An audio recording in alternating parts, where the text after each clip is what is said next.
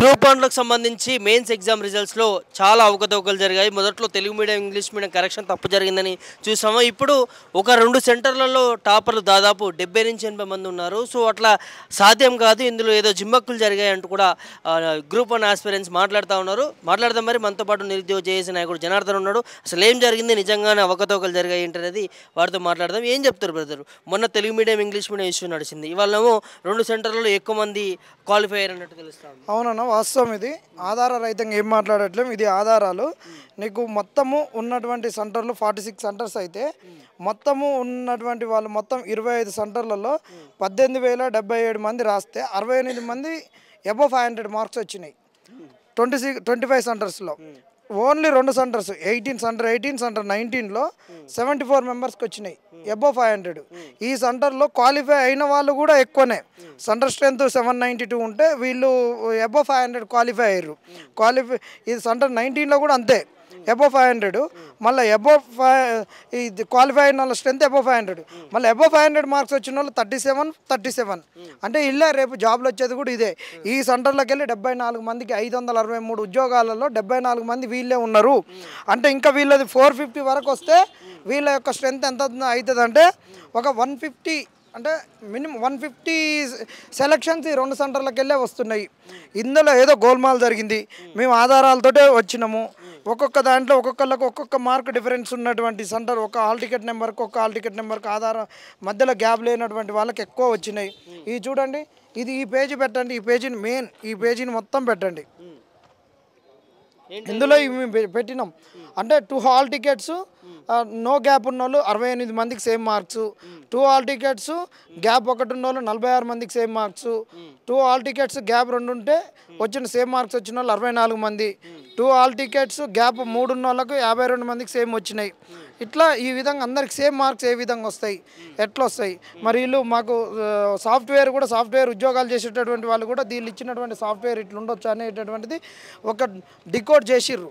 వాళ్ళు ఇచ్చిన software decode చేసి ఇది ఉంటుందని సాఫ్ట్వేర్ ఆధారితంగా దీన్ని నిరూపణ చేసిర్రు. వీడియో కూడా పెట్టిర్రు. దాన్ని పబ్లిక్ డొమైన్లో ఉన్నది. మరి మీరు పబ్లిక్ సర్వీస్ కమిషన్ నిజంగా మీరు చెప్పినట్టు వెబ్ నోట్లలో ఇచ్చినట్టు పారదర్శకంగా ఉంటుంది అని చెప్పినట్టు దానికి కట్టుబడి ఉంటే మీరు బయటికి రండి. బయటకు వచ్చి మేము చెప్పినటువంటి ఆధారాలతో చెప్తున్నాము. ఇది అలిగేషన్ కాదు. దీనికి మీరు వివరణ ఇవ్వాలి. తుమ్మితే తగ్గితే ప్రతిదానికి మేము యూపీఎస్సీ లెవెల్లో చేసినాము, మార్చినామని చెప్పిన మీరు ఈరోజు మేము చెప్తున్నటువంటి వాటికి మీరు ఇచ్చినటువంటి డేటాకే మేము డికోడ్ చేసేసి ఇవి ఉన్నాయని చెప్తున్నప్పుడు ఎందుకు రావట్లేరు? దీని వెనకున్న మొదలాబ్ ఏంది? దీన్ని మాకు నివృత్తి చేయాలి. మీరే అన్నారుగా 10 ఏళ్ళ తర్వాత వచ్చిన గ్రూప్ 1 అని. ఈ గ్రూప్ 1లో కూడా మరి మేము గ్రూప్ 1 గురించే బీఆర్ఎస్ని ఒడగొట్టి కాంగ్రెస్ని గెలిపించినాం. మరి గెలిపించినటువంటి కాంగ్రెస్, మా కష్టాలతో వచ్చినటువంటి కాంగ్రెస్ మళ్ళీ మమ్మల్ని కష్టపెడితే ఎట్లా?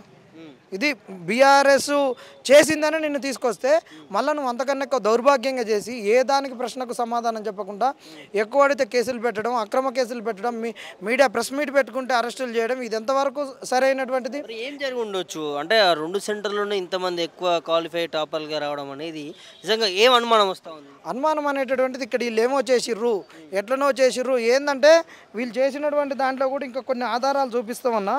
ఒక రూట్ మ్యాప్ లెక్క ఉంది.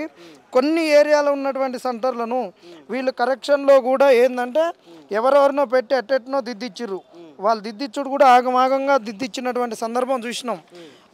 వాళ్ళు కొన్ని మనకు వెబ్ నోట్ రాకముందు వీళ్ళు చాలామందికి వీళ్ళు ఇచ్చినటువంటి టాప్ మార్క్స్ ఒక విధంగా ఉండడము, దాని తర్వాత ఈ వెబ్ నోట్ని ఎందుకు తీసేసిర్రని మీ సాక్షిగా అడుగుతున్నాం, మీ మీడియా సాక్షిగా అడుగుతున్నాం. ఈ వెబ్ నోట్లో ఉన్నటువంటివి ఏంటంటే వీళ్ళు ఇచ్చినటువంటి ఎంతమంది క్వాలిఫై అయ్యారు, ఏంటి 100 లోపు 500 లోపు ఎంతమంది క్వాలిఫై అయ్యారు, యూపీఎస్సీ లెక్క చేస్తాం, first evaluation, second evaluation, already ఎంతమంది ఎవాల్యుయేటర్స్, ఇవన్నీ చెప్పారు కదా. ఒక్కొక్క పేపర్కి ఎన్ని హైయెస్ట్ మార్క్స్, వీటన్నిటికి చెప్పినటువంటి వాళ్ళు ఈ వెబ్ నోట్ని ఎందుకు తీసేసారు అంటున్నాం. ఈ వెబ్ నోట్ను తీసేయడం వెనుకున్న మతలాబ్ ఏందనేది మేము అడుగుతున్నాం. పెట్టిర్రు, తీసేసిర్రు. అంతేకాదు ఈ అన్ని మార్కులు మంచిగా వచ్చినోనికి 11 మార్క్సే ఎందుకు వచ్చినాయి ఎస్ఏలో, ఇది కూడా మీరు చెప్పాలి. కొన్ని సెంటర్లే కొన్ని ఏరియాలు ఉన్నటువంటి ఒక రూట్లో ఉన్నటువంటి సెంటర్లకే ఎక్కువ మార్కు. ఇది చూడన్నా, ఇది ఫోకస్ చేయరి.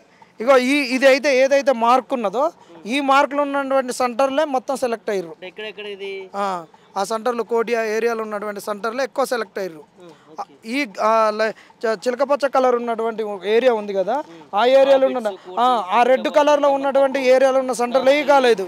ఈ ఫస్ట్ స్పెల్లు దిద్దిర్రో ఎట్ట దిద్దిర్రో మరి వాళ్ళకి ఎక్కువ మార్కులు వేసిర్రు. ఇది ఈ డేట్ అని కూడా మీరు పెట్టండి, ఈ డేట్ అని కూడా ఇవ్వండి మీరు మీడియాకు, మీరు అన్ని బయట పెట్టండి. కేసరు, ఇబ్రహీంపట్నం, రమంతపూర్, కోటి, నాంపల్లి, హ్యాబిట్స్, సికింద్రాబాద్, షేక్పేట, గండిపేట, సో ఈ ప్రాంతాలలో ఎక్కువ. అవును ఇవి ఇదంతా టీజీపీఎస్ దగ్గర తీసుకెళ్లే ప్రయత్నం చేసినాం కానీ ఇంకా వాళ్ళు సమాధానం ఎట్లా, ఇంకా పోతే మా మీద కేసులు పెడతారు. వాళ్ళు ఇంకా పోతే సమాధానం ఎట్లా ఇంకా కేసులు పెడతారు. ఇవన్నీ ఆధారాలు వాళ్ళు ఇచ్చినటువంటి దాని నుంచి తీసుకొచ్చినటువంటి ఆధారాలే. కాబట్టి పబ్లిక్ సర్వీస్ కమిషన్ అనేటటువంటిది మేము ఏదైతే ఉన్నామో మాకు రాజ్యాంగబద్ధత ఉంది అని చెప్పుకునేటటువంటి వాళ్ళు, రాజ్యాంగాన్ని కాపాడాల్సినటువంటి వాళ్ళు, రాజ్యాంగబద్ధంగా నడిచేటటువంటి మీరు చెప్పట్లేరంటే రాజ్యాంగాన్ని మీరు అవమానపరిచినట్టు. మీరు అవమానపరిచారంటే రేవంత్ రెడ్డి ప్రభుత్వం అవమానపరిచినట్టు. రేవంత్ రెడ్డి ప్రభుత్వం అవమానపరిచిందంటే రాహుల్ గాంధీ మాటకు విలువలేదన్నట్టు. ఎందుకు రాహుల్ గాంధీ మాటకు విలువలేదు? రాహుల్ గాంధీ గారు లేస్తే రాజ్యాంగాన్ని పట్టుకొని రాజ్యాంగాన్ని కాపాడుతున్న రాహుల్ గాంధీ గారు వాళ్ళ ప్రభుత్వం ఉన్నటువంటి తెలంగాణలో ఎందుకు కాపాడట్లేదు రాజ్యాంగాన్ని? కాంగ్రెస్ తిప్పి కొడితే 3 రాష్ట్రాలలో లేదు, కర్ణాటక, తెలంగాణ, హిమాచల్ ప్రదేశ్. మరి ఎక్కడ మీరు రాజ్యాంగాన్ని మీరున్న రాష్ట్రాలలోనే కాపాడని మీరు వేరేటోనికి ఏం కాపాడతారు? అమ్మకు అన్నం పెట్టినోడు అంటే చిన్నమ్మకు బంగారు గాజు లేపిస్తాడన్న సామెత లెక్కనే ఉంది. నువ్వు ఉన్న రాష్ట్రాలలో రాజ్యాంగాన్ని కాపాడవు కానీ ఇంకెక్కడ రాజ్యాంగాన్ని కాపాడుతావు? నువ్వు రేవంత్ రెడ్డి గారికి ఎందుకు చెప్పట్లేవు? ఏదైనా మాట్లాడితే ప్రతిపక్షాలు అంటారు. ప్రతిపక్షాల పాత్ర చేయకుండా ఎవరి పాత్ర చేస్తాయి, ఎవరికి ఊడిగేం చేస్తాయి? ప్రతిపక్షాలు అధికార పక్షానికి ఊడిగేం చేయాలా? మీకు ఊడిగేం చేయాలా? మీరు తాంటే తందానన్నా, మీరు తాంటే తందానంటే ఇది ప్రజాస్వామ్యం ఎందుకవుతుంది? అందుకనే రేవంత్ రెడ్డి ప్రభుత్వం కళ్ళు తెరిచి, పబ్లిక్ సర్వీస్ కమిషన్ కూడా కళ్ళు తెరిచి మేము చెప్తున్నటువంటి ఆధారాలు ఈ అలిగేషన్స్ కాదు, వాటి వివరణ ఇవ్వాలని కోరుకుంటున్నాం.